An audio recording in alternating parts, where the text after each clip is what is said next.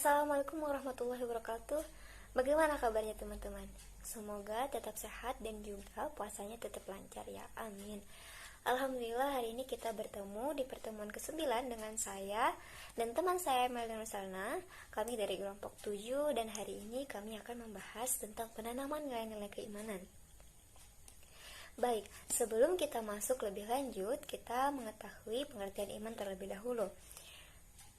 Menurut bahasa, iman adalah pembenaran hati, sedangkan menurut istilah, iman adalah membenarkan dalam hati, mengikrarkan dalam lisan, dan mengamalkan dengan anggota. Kemudian bagaimana cara kita untuk mengimplementasikan, mengikrarkan dengan lisan dan juga mengamalkan dengan anggota badan.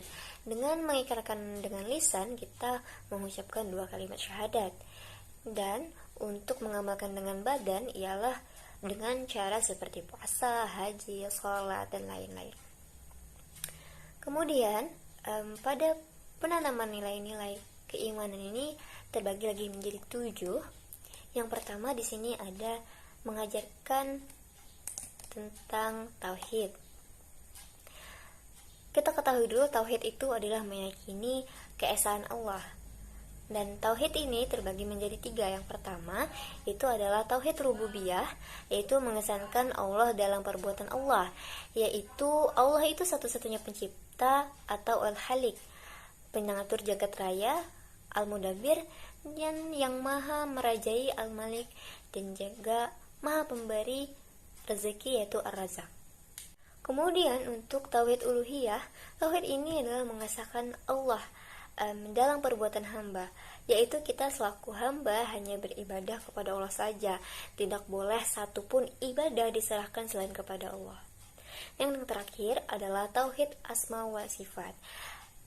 Tauhid ini adalah mengesahkan Allah dalam nama dan sifat. Kita menetapkan nama dan sifat bagi Allah sebagaimana Allah dan Rasulnya. Untuk menanamkan tauhid kepada anak usia dini dianggap sangat penting karena anak usia dini merupakan usia emas dan belum memiliki dosa.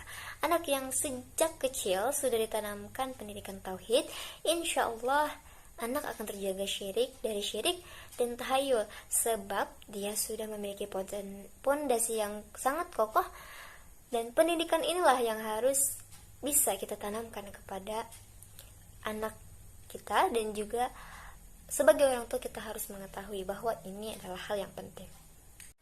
Sebagaimana apapun itu pasti memiliki tujuan.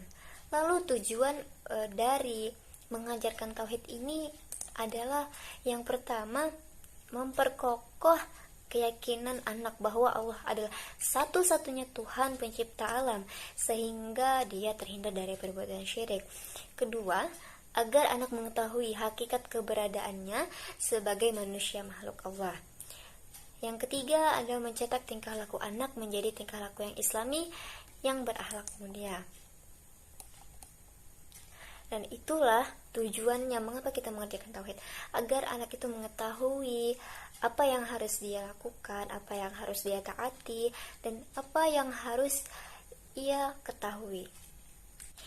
Sesungguhnya perintah Allah Subhanahu wa Ta'ala memiliki tujuan dan manfaat dan untuk kebaikan manusia. Dan untuk hikmah, kita mengetahui yang mana yang halal dan yang haram. Yang pertama itu adalah mendapatkan kesehatan hati dan jasmani. Nah, ini sudah dipastikan bila kita tahu dan kita menggunakan atau mengonsumsi yang halal, maka kita akan mendapatkan kesehatan baik hati maupun jasmani. Kemudian yang kedua adalah supaya doa dikabulkan oleh Allah Subhanahu wa Ta'ala. Kita adalah dijauhkan dari siksa api neraka. Yang terakhir adalah makanan yang halal menumbuhkan perbuatan yang baik.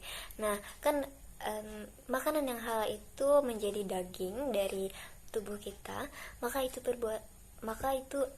berpengaruh pada perbuatan yang kita lakukan, apakah itu yang baik atau yang buruk. Selanjutnya adalah belajar bersyukur. Nah, bersyukur kepada Allah artinya adalah menjalankan ketaatan kepada Allah dengan cara menjalankan segala perintahnya dan meninggalkan segala larangannya.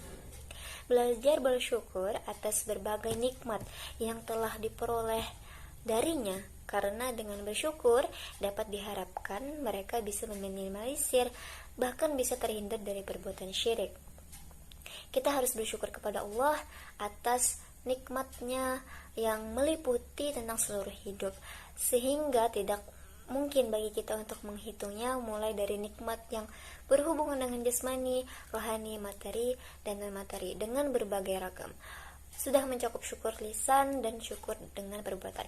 Nah, untuk syukur secara lisan kita dapat mengucapkan alhamdulillah, terima kasih atas segala yang Allah berikan kepada kita, entah itu kesehatan, rezeki, jodoh, ataupun apapun itu.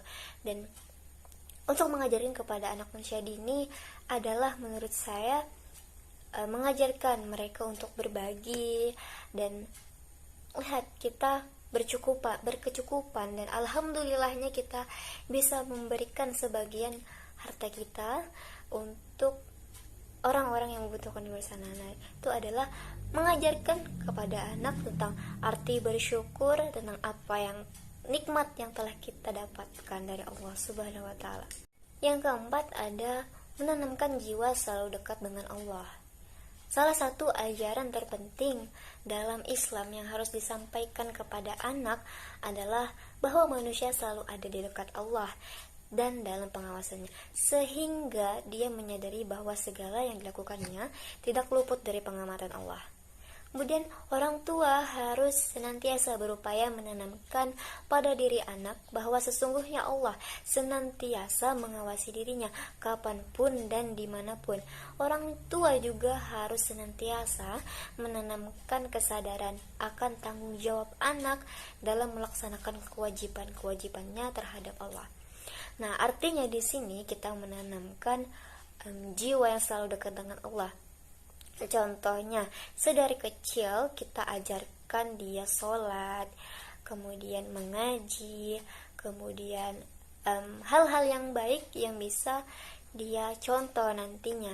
Nah, ini meskipun dia sudah besar nanti ataupun dia jauh dari orang tuanya dan jiwanya sudah tertanam dekat dengan Allah, dia tidak akan meninggalkan sholat, mengaji, ataupun hal-hal yang baik yang telah diajarkan oleh orang tuanya. Dan ini adalah penting karena sejak kecil kita ditanamkan untuk melakukan hal-hal baik dan juga melakukan apa yang dianjurkan Allah dan menjauhi larangan. Baiklah, terima kasih kepada Intan yang sudah menjelaskan materi sebelumnya. Saya Melda Nursalna dan saya akan melanjutkan penjelasan mengenai penanaman nilai-nilai keimanan. Poin yang kelima yaitu mengajarkan ibadah. Anak adalah amanah yang diberikan Allah kepada orang tua dan amanah itu akan dipertanggungjawabkan di hadapan Allah di hari akhir kelak. Oleh karena itu, orang tua berkewajiban untuk mendidik, membimbing, dan mengarahkan anaknya agar memiliki akhlak terpuji, di mana bimbingan itu nantinya akan menjadi sedekah jariyah yang pahalanya akan terus mengalir kepada orang tua.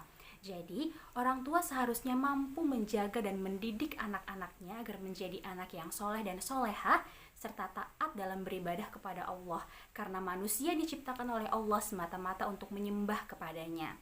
Nah, terkait dengan ibadah, jumhur ulama mengatakan bahwa ibadah itu mencakup segala perbuatan yang disukai dan diridhoi oleh Allah Subhanahu wa taala, baik berupa perkataan maupun perbuatan, baik yang dilakukan secara terang-terangan maupun tersembunyi dalam rangka mengagungkan Allah dan mengharapkan pahala darinya. Nah, berdasarkan jenisnya, ibadah ini terbagi menjadi dua, yaitu ibadah mahdah dan ghairu mahdah. Dan contoh dari ibadah-ibadah ini pun banyak sekali, diantaranya sholat, zakat, puasa, haji, berkata jujur, menjalankan amanah, berbakti kepada orang tua, menjaga tali silaturahmi, memenuhi janji, amar ma'ruf nahi mungkar, berjihad melawan orang kafir dan orang munafik, berbuat baik kepada tetangga, anak yatim, orang miskin, orang yang berjuang di jalan Allah, hamba sahaya, dan juga kepada binatang peliharaan adalah ibadah. Kemudian berdoa, berzikir, membaca Al-Quran, mencintai Allah dan Rasulnya, bertaubat, ikhlas, sabar terhadap ujian, bersyukur, ridho dengan qada yang ditetapkan Allah, serta tawakal itu juga termasuk ibadah. Dan salah satu ibadah yang wajib sekali untuk diajarkan kepada anak adalah sholat. Sholat menurut bahasa berarti doa dan rahmat. Sedangkan menurut syara, sholat berarti menghadapkan jiwa dan raga kepada Allah karena takwa hamba kepada Tuhannya, mengagungkan kebesarannya dengan khusyuk dan ikhlas dalam bentuk perkataan dan perbuatan yang dimulai dengan takbiratul ihram dan diakhiri dengan salam, menurut cara-cara dan syarat-syarat yang telah ditentukan. Salat merupakan salah satu jenis kewajiban yang menduduki peringkat kedua dalam rukun Islam, yaitu setelah umat Islam bersyahadat. Salat juga merupakan amalan yang paling utama dan kewajiban yang pertama kali akan dihisab di akhirat kelak. Jadi, melaksanakan salat menandakan iman, karena salat merupakan pembeda antara orang muslim dan orang kafir. Nah, seorang anak harus dilatih dan dididik untuk melaksanakan dan memelihara sholatnya sejak usia dini, walaupun dia belum balik, agar nanti ketika anak itu sudah dewasa, dia sudah terbiasa untuk melaksanakan sholat. Cara pertama yang bisa dilakukan orang tua untuk mengajarkan sholat kepada anaknya yang masih kecil adalah dengan memperagakannya secara langsung, yang menunjukkan bahwa sholat itu harus khusyuk tanpa melirik ke kanan dan ke kiri. Hal ini dilakukan karena anak kecil itu cenderung suka meniru apa yang orang tuanya lakukan. Maka ketika dia melihat orang tuanya sholat, dia pun akan mengikuti gerakan-gerakannya tanpa tahu apa maksudnya. Jadi, untuk mengajarkan sholat sejak dini pada anak, orang tua harus menjadi contoh yang baik atau teladan yang baik bagi anak-anaknya, yaitu dengan konsisten menjaga kedisiplinan dalam menjalankan sholat. Kemudian, orang tua juga harus menanamkan arti penting sholat bagi kehidupan, di mana sholat itu merupakan kewajiban dan sebagai penghubung antara manusia dan Tuhannya. Lalu orang tua juga harus mengajak anaknya untuk sholat, mengajarkan bacaan sholat, serta menegur ketika anak itu lalai dalam sholatnya ketika dia sudah memasuki usia 7 atau 10 tahun. Dan tidak hanya tentang ibadah sholat saja, namun ibadah yang lainnya juga seperti berdoa, berzikir, membaca Al-Quran, puasa, dan lainnya harus dibiasakan sejak dini, karena orang tua adalah lingkungan pertama yang ditemui anak. Dan disinilah orang tua berperan untuk memberikan contoh yang baik kepada anaknya, di mana contoh itu akan terbentuk menjadi pola perilaku yang kokoh dalam jiwanya, sehingga nanti ketika anak itu tumbuh dewasa, dia tetap memegang teguh apa yang sudah ditanamkan sejak kecil oleh orang tuanya. Lalu yang keenam adalah menanamkan nilai pemurah dan kecintaan. Meskipun anak usia dini itu belum bisa menggunakan nalarnya dengan optimal, tetapi dia sudah mampu menangkap getaran kasih sayang dari orang tua yang mengasuhnya. Karena seorang ayah atau ibu akan senantiasa mencurahkan kasih sayangnya kepada anaknya yang mereka cintai secara alami. Oleh karena itu, orang tua juga perlu menanamkan karakter penuh kasih sayang dan rasa cinta serta pemurah kepada anaknya, karena itu merupakan prinsip dasar moral. Orang tua juga bisa mengajarkan anak untuk menghormati orang yang lebih tua dan menyayangi yang lebih muda. Ada beberapa cara yang bisa dilakukan orang tua untuk membiasakan anaknya menjadi pemurah. Yang pertama adalah memberikan contoh untuk berbagi kepada sesama. Kebiasaan orang tua untuk berbagi kepada keluarga, tetangga, teman, serta orang yang membutuhkan akan membuat anak itu memiliki kepekaan sosial. Kemudian yang kedua, orang tua juga bisa mengajak anak ke tempat-tempat sosial untuk menumbuhkan rasa empatinya. Contohnya panti asuhan. Rasa empati akan timbul jika anak itu dibiasakan untuk melihat dan merasakan kekurangan dari orang lain. Kemudian, berikan juga pemahaman bahwa ikhlas dalam memberi itu jauh lebih baik daripada nominal yang diberikan. Terkait dengan hal ini, mungkin anak-anak itu dia belum mengerti apa itu ikhlas, maka biarkan mereka belajar tentang rasa ikhlas melalui cerita-cerita Islami mengenai orang-orang yang suka bersedekah. Selain itu, ajarkan juga anak untuk tulus dalam menerima pemberian orang lain. Didik mereka untuk tidak menilai besar kecilnya suatu pemberian. Kemudian, untuk menumbuhkan rasa kasih sayang, ada beberapa hal yang bisa dijadikan kebiasaan. Di antaranya, yang pertama, beribadah dan beramal soleh kepada Allah. Karena jika Allah mencintai seorang hamba, maka hamba itu pun juga akan dicintai di bumi. Yang kedua adalah menebarkan salam kepada sesama muslim, memberikan senyuman dan bersilaturahmi. Kemudian saling memberi hadiah, memberi selamat, dan memberi perhatian sebagai bentuk ketulusan, kepedulian, dan kasih sayang. Lalu yang terakhir adalah ringan untuk memaafkan. Nah, hal ini merupakan faktor pemicu kasih sayang yang paling kuat karena hanya orang yang berjiwa besarlah yang memiliki derajat kesabaran yang tinggi yang mampu untuk membalas kebencian dengan kebaikan. Kemudian yang ketujuh adalah mencium anak. Mencium anak merupakan bagian dari pembentukan akhlak karimah bagi anak. Karena disinilah kasih sayang orang tua terhadap anak dapat terlihat secara nyata. Selain itu, mencium dan memeluk anak memiliki dampak psikologis yang positif bagi anak dan juga membangun kedekatan emosional antara orang tua dan anak. Anak yang terbiasa mendapatkan ciuman dan pelukan dari orang tuanya akan terjaga kelembutan hatinya. Nah, kelembutan hati itulah yang akan membuat anak itu tumbuh dengan akhlak mulia, karena dia meneladani akhlak kedua orang tuanya yang selalu bersikap lemah lembut dalam menyayangi mereka. Namun, yang perlu diingat bahwa dalam Islam ada aturan tersendiri perihal mencium dan memeluk anak. Ibnu Battal rahimahullah mengatakan bahwa orang tua diperbolehkan mencium anak-anak kecil di bagian anggota tubuhnya yang manapun dan juga untuk anak-anak yang telah besar selama bukan pada auratnya. Inilah pendapat mayoritas ulama. Kemudian, selain 7 poin yang sudah kami jelaskan tadi, ada juga nilai-nilai keimanan yang harus ditanamkan, diantaranya adalah tawadu, qanaah, sabar, menjauhi hal yang haram dan subhat, mencintai Rasulullah, sahabat dan kerabat beliau, membaca Al-Quran, dan lainnya. Nah, berdasarkan materi hari ini, dapat kita simpulkan bahwa iman adalah membenarkan dalam hati, mengucapkan dengan lisan, dan merealisasikannya dengan amal perbuatan. Jadi, menanamkan nilai-nilai keimanan dapat diartikan sebagai sifat-sifat dan hal-hal penting dalam keyakinan yang didasari dari hati dan dilakukan dengan perbuatan oleh makhluk. Dan orang tua hendaknya menanamkan iman kepada anaknya sejak ia terlahir ke dunia sampai ia dewasa nanti. Baiklah, itu saja yang bisa kami sampaikan.